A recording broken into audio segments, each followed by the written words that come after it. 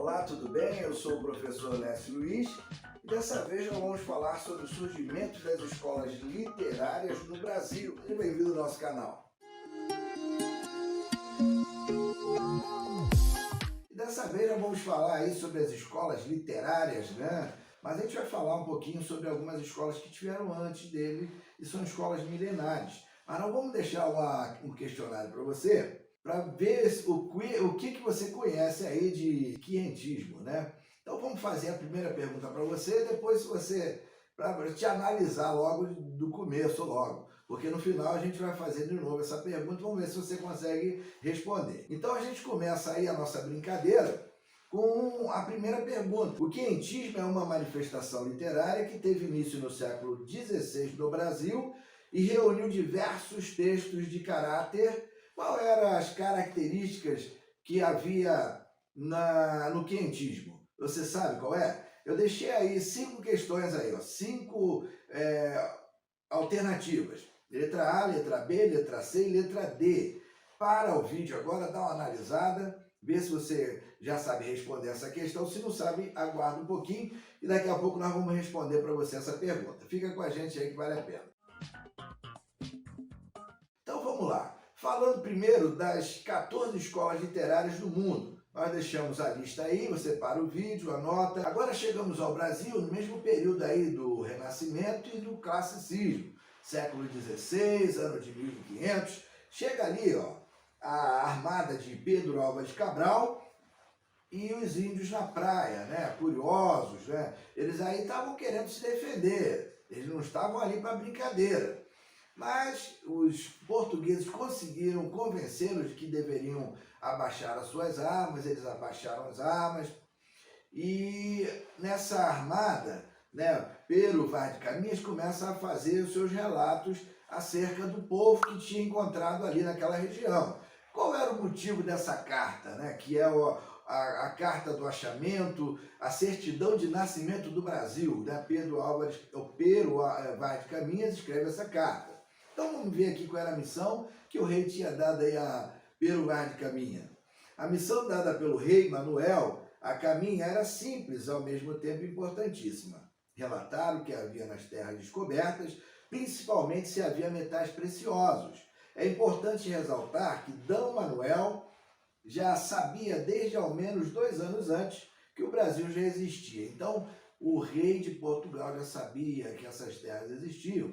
E falar que essa carta era do descobrimento não é verdade, é a carta do achamento, né? E até porque se falar que o Brasil foi descoberto pelos portugueses é uma grande mentira, porque já haviam 5 milhões de índios aqui nessa terra, beleza? Então vamos lá, aqui o momento aí, uma ilustração, né? O momento que os índios tiveram os primeiros contatos com os portugueses e os portugueses trocaram presentes com eles. Realmente o espelho, trocar por uma pepita de ouro realmente era um grande negócio, porque eles não conheciam o espelho e o ouro para eles também não tinha muita serventia, né? Então fizeram aí as negociações, todo mundo feliz, e aí os portugueses chegaram, conseguiram entrar, né? E foram se instalando.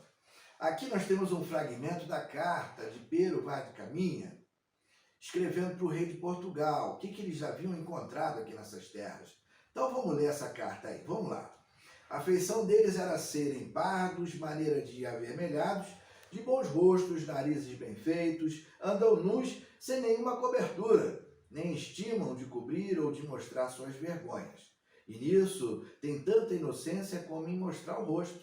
Muitos deles, ou quase a maior parte dos que andam ali, traziam aqueles bicos de osso nos beiços, e alguns que andavam sem eles tinham os beiços furados e nos buracos uns espelhos de pau que pareciam espelhos de borracha. Outros traziam 3 daqueles bicos, a saber, um no meio e os 2 nos cabos. Então está aí a figura do índio sendo relatada para os portugueses, para os europeus. Aqui passavam alguns viajantes também, pessoal. Não era só Pero Vaz de Caminhas que informava a respeito da terra, mas alguns alemães passaram por aqui, foram levando informações, até um índio levaram para a Europa para mostrar como era o homem que habitava aqui nessas terras. Os índios que aqui habitavam, os nativos, né? Eles praticavam a antropofagia. E o que é antropofagia? Não é o canibalismo, que era comer carne humana para se alimentar. Mas eles aqui faziam um ritual, era religioso comer carne humana, né? Eles acreditavam que comer a carne de um inimigo guerreiro iriam assim adquirir o seu poder, seus conhecimentos e as suas qualidades. Manuel da Nóbrega chega a escrever uma carta falando sobre aqueles que consentiam essa prática. Ele era contra essa prática. Nós vamos chegar lá a esse ponto aí. Então tem dois tipos de literatura aqui no quientismo. É a literatura de informação e a literatura de catequese. A de informação era falar sobre a terra, sobre os metais preciosos, comportamento dos índios. E catequese também falava sobre o comportamento dos índios, mas em relação à religião, porque o objetivo dessa literatura era religiosa, né? Vamos dizer assim, de catequizar os índios, convertê-los ao cristianismo, beleza? Então essas duas literaturas eram as que predominavam. Aqui, graças à carta de Pero Vaz de Caminhas, nós temos esse momento registrado. Ele registra a primeira missa que foi rezada por Frei Henrique de Coimbra, um bispo, 26 de abril de 1500, na Bahia, na Santa Cruz Cabralha, né, ao sul da Bahia ali, foi registrado esse momento.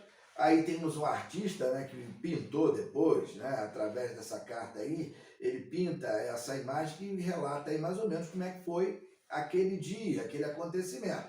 Quem estava presente? Os marinheiros e as figuras ilustres aí de Pedro Álvares Cabral e de Pero Vaz de Caminhas, participaram da missa, tanto que ele faz o relato aí. Vamos ver aqui os momentos que Pero Vaz de Caminhas faz relato sobre o comportamento dos índios em relação à missa. Enquanto estivemos a missa e a pregação, seria na praia outra tanta gente, pouco mais ou menos como a de outrem, ou de ontem, com seus arcos e setas, a qual andavam folgando. E olhando-nos sentaram-se, e depois de acabada a missa, assentados nós à pregação, levantaram-se muitos deles, tangeram corno ou buzina e começaram a saltar e a dançar. Então os índios estavam bem à vontade com a presença dos europeus, né, dos portugueses, tanto que eles dançaram, comemoravam, não sabiam o que estava por vir. Vamos lá. Vamos falar um pouquinho da literatura, sem ser essa carta aí. A literatura brasileira ela pode ser dividida em duas eras. A era colonial, na qual predomina a vertente histórica, e a era nacional, cuja vertente é estética. Então, esse período colonial, surge aí três tipos de literatura, três momentos. Eu anotei ali no quadro o quientismo, barroco e arcadismo. Três períodos com diferentes literaturas, que a gente chama de colonial. E a era nacional já entra várias outras literaturas, romantismo, naturalismo, parnasianismo, pré-modernismo, modernismo e o pós-modernismo, naturalismo também, e o realismo, né, se eu não falei. Então são essas escolas que fazem parte aí do período da era nacional, beleza? Então vamos lá. A nossa literatura, logicamente, né, foi deixada pelos portugueses, uma grande aí, herança deixadas por eles, e a literatura colonial, logicamente, era influenciada por eles, né? Que nós éramos colônia deles. Então, a nossa história deixa aí a grafia, uma das maiores heranças deixadas aí pelos colonizadores para os brasileiros. Os principais autores dessa época, eu só selecionei três, tem mais alguns, mas eu deixei só três por até falta de tempo para a gente produzir esse vídeo. Vamos lá. Pero Vaz de Caminhas, ele escreve a carta do achamento, né? Padre Manuel da Nóbrega escreveu diversas cartas que contribuíram para a divulgação do povo brasileiro, das quais se destacam Diálogo sobre a Conversão do Gentio, 1557, Tratado contra a Antropofagia e contra os cristãos seculares e eclesiásticos que a fomentam e a consentem, em 1559, Carta do Brasil, Caso de Consciência para a Liberdade dos Índios. Então, uma das cartas aí que me chamou a atenção foi esse tratado contra a antropofagia, que alguns clérigos, eclesiásticos a divulgavam e até consentiam, né? E ele fala contra esse tratado aí, ele queria que essa prática terminasse, beleza? Um dos padres aí que me chama mais atenção, né, para mim é um herói dessa época, é o padre José de Anchieta. Há controvérsias, mas eu vou ficar com o que foi relatado aqui, que é muito bonito. Foi historiador, gramático, poeta, teatrólogo e padre jesuíta espanhol. Por que um padre jesuíta espanhol? Foi pedido à igreja ajuda pelo padre Manuel da Nóbrega, porque ele se sentia com poucos ajudantes, poucos jesuítas, ele pediu mais padres para trabalhar no Brasil. E aí eles mandam, entre esses que vieram, o padre chamado José de Anchieta, com 19 anos, no ano de 1553, esse padre faz uma obra maravilhosa. Ele começa a viver entre os índios, vive décadas, né, entre os índios, passa ali 43 anos entre os índios, catalogando, né, as suas palavras, e ele faz uma gramática chamada de gramática tupi, né, para que outros jesuítas que viessem depois dele, né, pudessem também trabalhar com os indígenas, os nativos da terra, beleza? Então, ele aí passa 43 anos fundando escolas, cidades e igrejas, para finalizar ali a nossa ideia. Agora, uma curiosidade sobre o padre Manuel da Nóbrega, né, que era o líder dos jesuítas. Ele era gago, o Papa João XXIII considera-o como o maior bandeirante de Deus no Brasil. O Papa Pio XII, Nóbrega, é considerado o fundador da cidade de São Paulo. Então, há essas curiosidades aí sobre o padre Manuel da Nóbrega. Agora, mais uma curiosidade, vamos falar sobre a carta. A Carta do Achamento, ela foi constituída no ano de 1500 e ela fica na Biblioteca Real, em Portugal, por muitos anos. E ela se perde. Quando a família real vem para o Brasil, a família real portuguesa vem para o Brasil, fugindo das guerras, né? Napoleão Bonaparte estava guerreando contra Portugal, outros países, queria dominar tudo. Eles fogem para cá. E aí eles trazem todo o seu acervo, né? Trazem muita literatura, muita obra de arte, muitos livros, cria a Biblioteca Nacional, cria a Casa da Moeda. Algumas coisas foram boas para o desenvolvimento do país. Mas junto a esse acervo, o que se encontrava? A Carta do Achamento. E ela foi achada por Aires de Casal, um padre historiador. Casal, inclusive, foi o responsável pela primeira reprodução do conteúdo da carta em seu livro Corografia Brasílica, em 1817. Então, esse Aires de Casal, né, padre historiador, ele traz aí a público essa carta, e aí a Carta do Achamento do Brasil passa a ser um documento histórico, né, para nós, que é aí a certidão de nascimento do nosso país. Legal?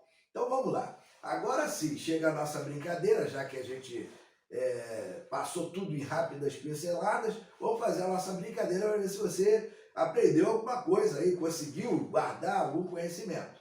O quientismo é uma manifestação literária que teve início no século XVI no Brasil e reuniu diversos textos de caráter. É para você escolher agora aí, já que a gente falou tanto sobre o quientismo, qual dessas opções você acha correta? Para o vídeo, eu vou falar agora, mas você para o teu vídeo aí e responde primeiro, tá bom? Eu vou dar a resposta para a gente vir para outro desafio. Vamos lá então, vou passar, hein? A alternativa correta é a letra B, pedagógico, religioso e informativo. Conforme nós falamos ali do padre José de Anchieta, né, que ele passou ali 43 anos fundando escolas, fundando igrejas e cidades, então o religioso e o pedagógico estão ali. E o informativo através das crônicas de viagens, que alguns viajantes passavam, e de Pero Vaz de Caminhas, que é o principal escrivão dessa época. Beleza? Então vamos lá agora. Das opções abaixo, a que não faz parte das características do quientismo é a alternativa A B, a C, a D ou a E. Qual dessas alternativas ou dessas opções você assinala, né, como não tendo característica do quientismo? Eu vou parar agora, você para aí, né, o vídeo, responda com calma, leia aí as opções e depois você confere aqui que eu vou passar agora a resposta, beleza? Para o teu vídeo aí, eu vou passar, tá? A alternativa correta é resgate dos valores clássicos da Grécia e de Roma, né? Greco-romano. Ou seja, esses valores aí, eles pertencem ao classicismo e o renascimento. Show de bola? Então a gente vai chegando ao final da nossa brincadeira. Vamos agradecendo a você, desejando a você bons estudos, colocar a musiquinha no final, porque não podemos terminar sem festa. E vamos lá então, pessoal!